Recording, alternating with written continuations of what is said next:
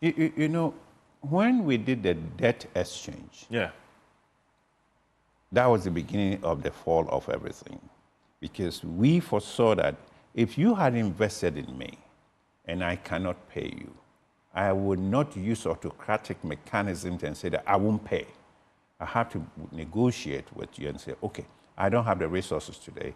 We're going to stretch it and we're going to add value even to the point that we don't pay you today and you're foregoing the use of your money. Yeah. But we cannot abrogate to ourselves and say that, well, we can't pay because we don't have the resources.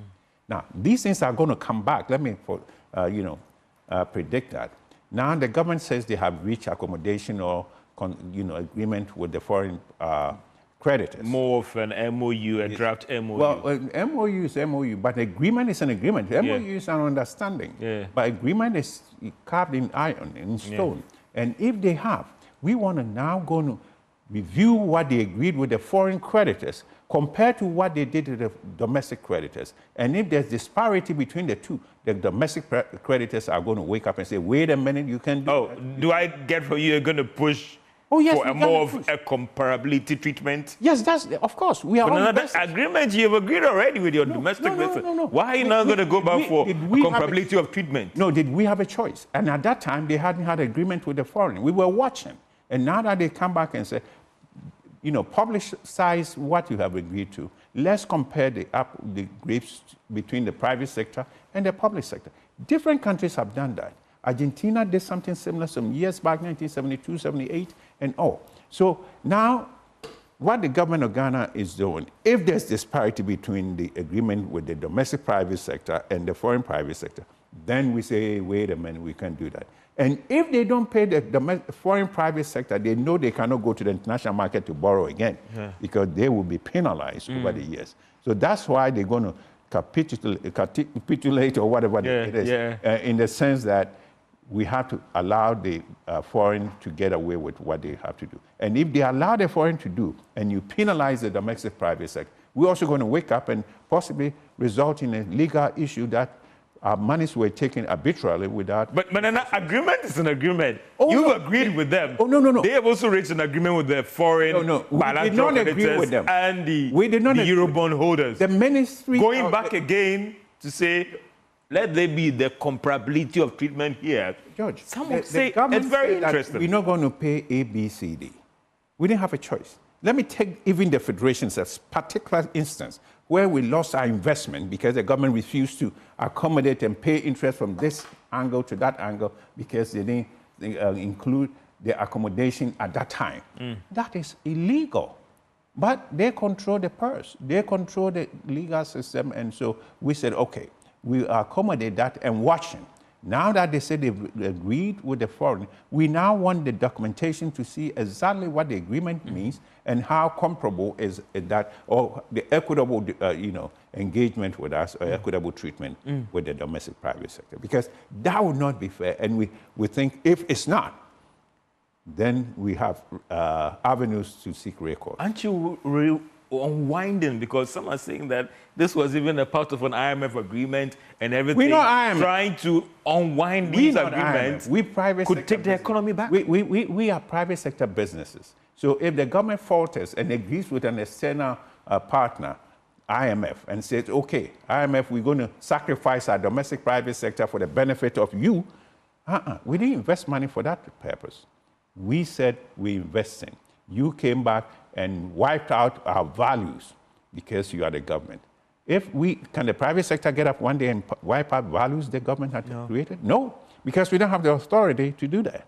So once they have done that, we didn't have any recourse. We only waited and waited. And now, maybe the chicken is coming home to roost. Because now they have to publicize what they have agreed with the foreign creditors. And if it's not equitable with what we should have been treated or given, then we have to seek redress. Government says that they are honoring the restructured bonds payments. They are meeting the obligations to you. You've already taken the money as well. Coming back to the restructuring the bonds. The restructuring the bonds. The guy agreed to the restructuring, or they came back and said, from day one ongoing, we restructured. Then there was an option to get out if the private sector was not interested. That is why they say sign up to it, Nana. There was no option for, let me put the Private Enterprise Federation. We had invested in some bonds and others. Yeah, yes, sir. Yeah. Yeah, and they said that we're not going to pay. Yeah. And we're going to do ABC. Yeah. Do we have a choice? Yeah. Can we tear away the paper? Yeah. Can we just throw away the interest? No, we just waited. And then they came and said, we're going to, instead of starting from point 1, they said starting from point 3. Between 1 and 3, what happened? Who decided? Did we agree? No. They said we're starting from point 3. And because of that, we lost value. And the value we lost, who's going to make up for it? So the point how has it affected your, and you talked about your current states.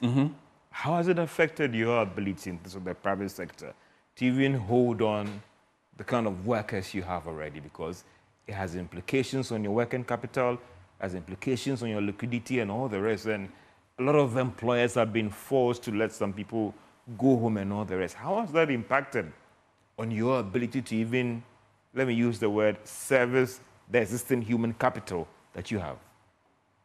It has lowered our capacity to continue. Lowered. I didn't say erased. It's lowered it, the potential to do things that you could have walked up and do. Lowered it to the point where you struggle, but we still find ways to be able to do things. You know, not as much as we would have preferred, but in a way that we can continue to, let's say, limp along as we go on, hoping to do better.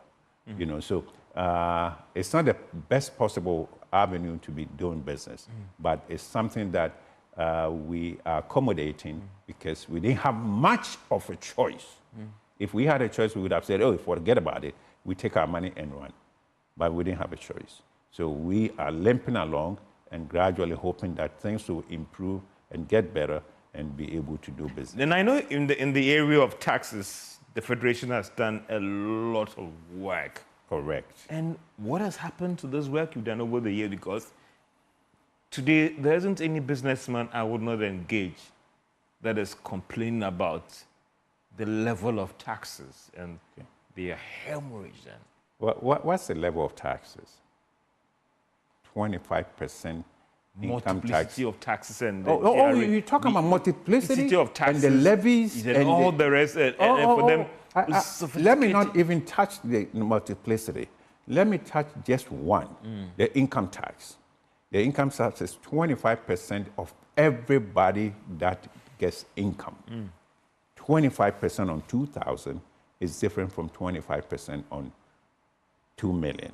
So the private sector, the lower, the micro, small, and medium enterprises, who constitute the majority of the Ghanaian private sector, those are the ones that the income tax equitable treatment is affecting. Because if, as I said, 25 on 2,000 and 25% on 2 million, two different impacts. But then, these taxes are there to pay. So the key point that we did, and we did the report, as I said, the analysis that followed the report on the survey, is that then the majority of the private sector said, okay, then I'm not going to pay. Catch me if you can. Is that happening?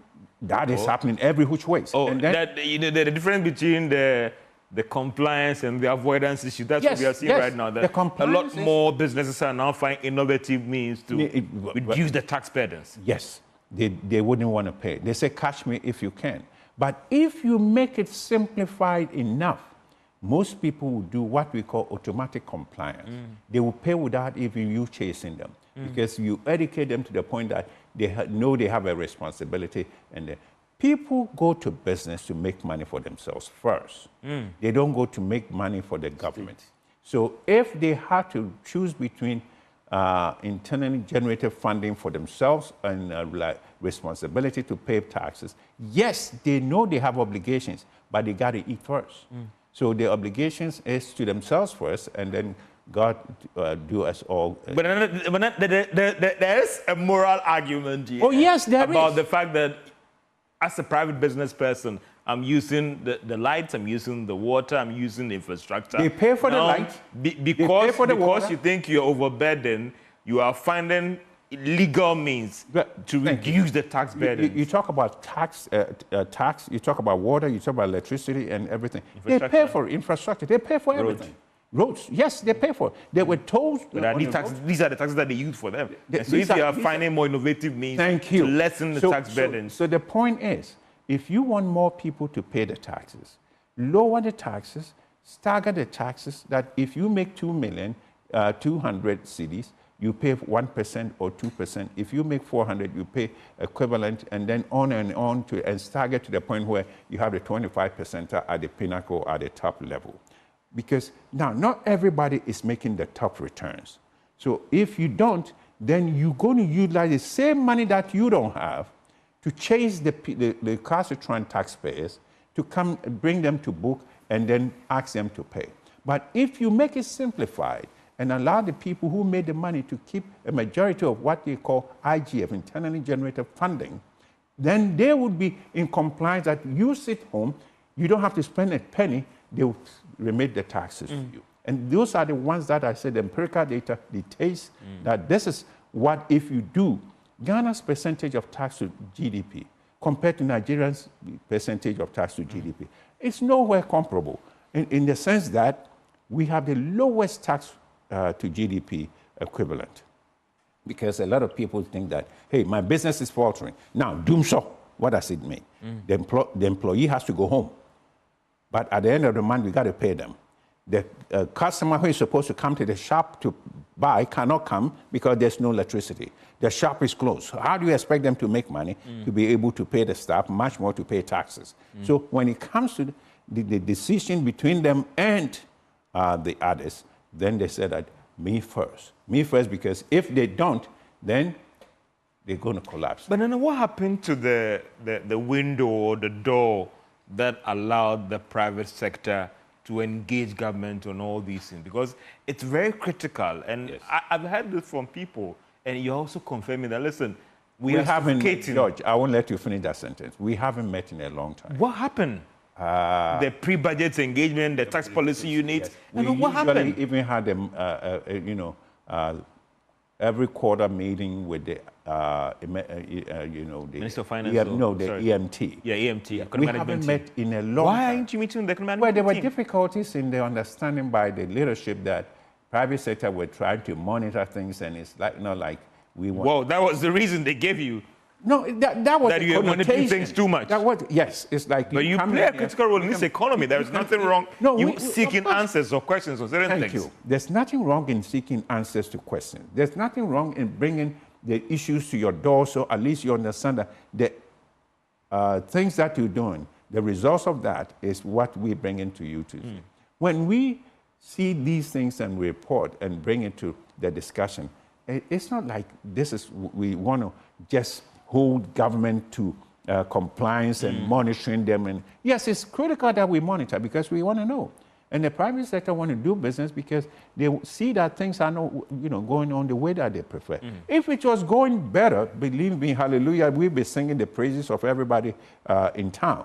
But it's not. And so we have to bring that to your attention. If you did not realize this is what is happening, that's what we do. So more of you are being so intrusive, and because of that, the economic management team closed the door. No, we contemplating in getting accommodation to meet with them within the next few weeks and bring that discussion to a point where they can also understand the plight of the private sector and the business community. But now looking at the current state of the economy, some are saying that, aren't you coming too late? Because you were expecting to be there in the past to shape policy directions.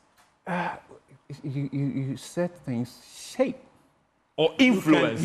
Or influence. I like that one better. Yeah. Influence the direction. So you've allowed that to pass? No, we haven't allowed that to pass. That's why I said that there were no avenues to communicate that. But it's never too late to change course. That is serious. Looking at it is an administration that is more, and the engine of growth, President Kufuor said that the private sector cannot be excluded when it comes to very important things being taken about this economy. Yes. And that door has been closed. Well, the door to me is not closed, but it's just that they're not opening their ears and eyes to see a lot of the things that we want them to see. because we have brought into, let me take one, the gyration of the currency. Yeah. And you know my, my favorite phrase, like, gyrating like spaghetti in the wind. Oh, I see. Yes, but that's what's happening now. That's what is happening now. And we had brought that to the attention of the leadership of government that, wait a minute, this is not working right. So why don't you do A, B, C, D? They say, well, we're going to go and do this and come back and redress it. We haven't seen that because we thought that, the currency should be strengthened, should be supported in a way that it would allow the economy to at least grow a little bit in bounce and inches and bounce. But it's not happening. So what we suggested is support the currency with gold. And that definitely may be a thing. Backing the currency with gold, yeah. Yes, that a lot of countries have done that and supported. But the Bank of Ghana claims they're not here doing that as well. Bank of Ghana was doing assets. That $20 million a month of purchase of gold. They don't have, that's minuscule. It's nothing. $20 million. Interesting. Yes, we were talking about, let me state this categorically here. The enterprise, the Federation said that, and its members said that, support the currency with gold. Government of Ghana doesn't hold a vault with gold in and going to take and support. So engage the mining companies that this currency is foreign. We need our resources. God did not put Ghanaians here for purpose of foreign invasion, for the purpose for the benefit of Ghanaians. So if the currency is faulty and Ghanaians are failing, we want to take the gold that you guys are mining up to the tune of $1 billion and support our currency. Once it stabilizes, we're still going to give you, we're not going to abrogate like different sectors of the world where they nationalize these kind of mines and others and then say, this is ours, so we're going to take over. We said negotiate and do this to support the currency and at the right time, give it back to them to continue business. Now, it didn't happen for whatever reason. And the point is why. If you have seen one of these mining contracts, this is mines in Ghana for Ghanaians, but we contract with foreigners to mine it. And the contract allows them to keep the resource that they take any and everywhere except maybe bringing it to Ghana, except to pay their staff. These things are not lending itself or leading itself to the benefit of Ghanaians. So the currency, people chase it and it still continue to gyrate in every which ways. So the government has to do something about the currency. And as you said, Bank of Ghana is buying, and indeed Bank of Ghana is buying about $20 million a month of gold. That is minuscule, tip of the iceberg. It doesn't help any. Why don't we go full blast, ballistics, and take whatever is ours and do as we want to stabilize our currency and then hand it over once the currency stabilizes. The government has not done that. And we're tiptoeing around these things. For what reason? I don't know. And these are some of the questions that we want to have answers to when we meet with them. So it appears that your proposals were not taken. That's why we have gotten here, because this was more of a radical approach in trying to stabilize the currency. Well, I wouldn't say that's the reason why. We thought that's one of the solutions. But that was not taken. That was not taken. And that has contributed to so far, we see that since it's not been taken, the currency continues to slide. If you look at the currency from even a few months ago to the level of the exchange with the US dollar, the euro, and the British sterling, you see that things are really going back. Yes. But then what do you tell those who say that you have not taken the Federation? Something that maybe you have underestimated your powers. That, listen, for instance, the currency issue, for instance, it is impacting badly on your business. Standing and saying that we've made...